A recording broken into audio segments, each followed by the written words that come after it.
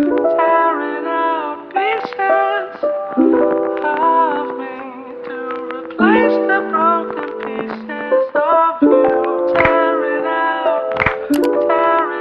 Hey family, welcome to today's Mindset Monday. Thank you for coming and sharing some time with me. I so appreciate you. Welcome new subscribers. Our channel is growing. So before we dive into today's topic, I want you all to just take a deep breath with me. Help me get centered so we can stay focused on this, right? We're going to practice the 4-4-4 method. So we're going to breathe in for 4, hold for 4, and exhale for 4. You ready? Okay. In, hold, and exhale. Yes. Always good for recentering. I need to take that moment.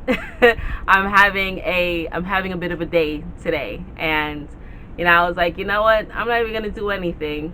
I don't even feel like doing anything. I'm just going to catch up on these TV shows that I barely watch and click on social media and interact with people there. And then I opened social media, and you know what? I got even more depressed because, not depressed because I wasn't depressed. I just got more annoyed, I should say, because social media, the algorithms, it plays on what it is that you search for. And I'm having a bit of a day because something didn't go the way I wanted it to go, and then I opened it, and my whole timeline and For You page and Discover page is all about what it is that I didn't get. So here we go. So today we're going to talk about social media addiction and the effects that it has on you, because for such a long time I was opposed to social media.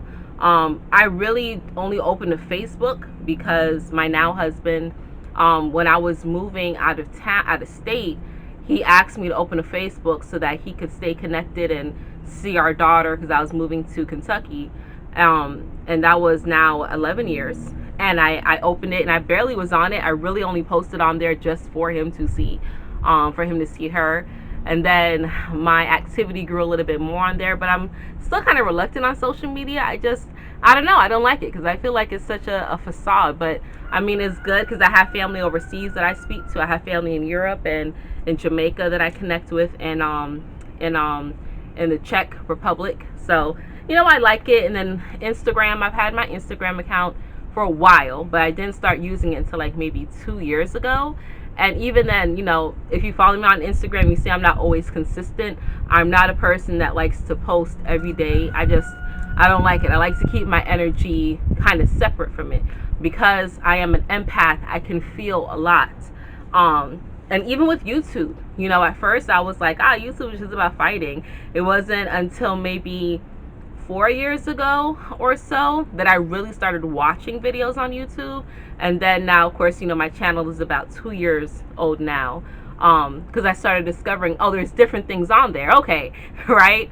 But I never wanted to be addicted or connected to social media because I saw the pitfalls of it. I saw people having their relationships ruined behind it. I saw people ruining themselves behind it because they were comparing themselves to other people and situations, and people that I knew in real life. I would be connected with them and see what they're posting, and I'm like, that's not who you are. Like, I know you, and why are you posting stuff like that? Like, that's not what you do. This is a once in a blue moon, or this is all a facade. And it made me really feel like people were putting false things out there to the detriment of themselves.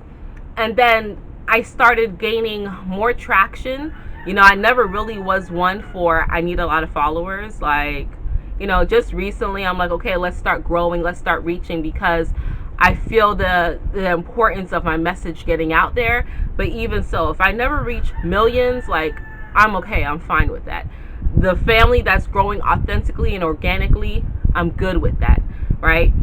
Because I feel so much and I get so connected. But seeing people with their social media and putting out those falsehoods, and then other people falling into that trap and that snare, it just really put a bad taste in my mouth. And then I had to realize, it's only based off of what it is that I do, right? because I control this. I control my social media page. I control the people I interact with. If I don't like your content, I'll be quick to unfollow you, and that's that. Like, I won't feel any qualms about it. But people get so addicted to social media because it's, especially Instagram, it's like you're getting an instant hit of grams of drugs from your mind. When you get a positive reaction to your picture or your post, it makes you feel good and it releases dopamine, right? So you're getting an instant gram of dope into your body. And before, I think I've spoken on this before it used to take days or weeks to kind of get that release, right? But now it's like an instant hit. And then you see people doing so much, putting themselves in jeopardy, like I said, ruining relationships, all to try to get a viral post, or let's see how many likes I can get, or let me see the shock value of this. It kind of moved away from being social, because now it's just a matter of double tap, keep swiping, right? There's no commentary. If someone sees the long post, even if my videos, I see the average watch time is barely even the whole time of the video, right? People click through and they're done in like 4 or 5 minutes, and that's it, because the attention span is waning, and it's affecting our mentality. It's causing people to think that life should be just like Instagram. You should always have that instant hit, that instant feeling of dopamine should be released. And if I don't get that from you, my partner, or you, my job, then I'm just going to move on to the next, because you're replaceable, right? Everything's so fast paced. And there's nothing wrong with having things moving at a fast pace. However, that's not how real life is, okay? Sometimes things get distorted. Your reality gets, your perception gets distorted, and then people start to look at things in a different manner, okay? Especially when you are doing everything with social media. If you're a social media influencer, if your business is deeply connected with social media, if you're staring at that blue screen all day, you are really closing off your perception. You're calcifying your first eye, your pineal gland, and you're hurting your reflectors, right? Not to mention what else it may do to your hands or your wrists. You have so many other people developing carpal tunnel. It used to be only tennis players or sports players that used to get carpal tunnel so much, but now because we're holding our phones, or we're positioning our hands on our laptops or our computers so much on social media, it's causing these other ailments, right? You see people constantly having to pick up their phone 10, 15, 20 minutes. They can't put it down because they get a notification, right? Oh, this notification is late. Oh, this person just posted. Oh, I got to be first. Oh, I have to comment. It's so much, and people are not having the time to stop and breathe, to get refocused and get recentered, to reconnect more within, to get back to their self, to their core, to their essence. They're losing sight of their purpose because they're so busy relating themselves to what other people are doing, right?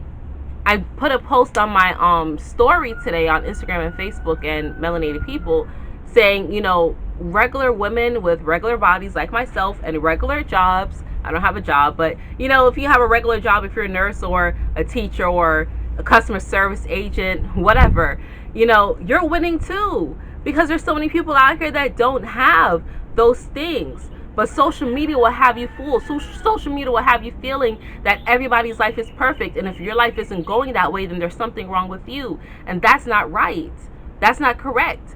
Because people don't put up the times when they're feeling bad. See, I'm open. I'm a transparent book. I told you I was about to throw myself a whole pity party today, and I was like, don't do that, Chanel. Don't live in that, right? I pulled myself up out of that real quick, and I let it go. I acknowledge my feelings, but I let it go, okay? But so many people like to put on like they don't have those times, or they don't have those days, or they put these filters like they don't have blemishes, or they have this perfect body image, and that's not correct.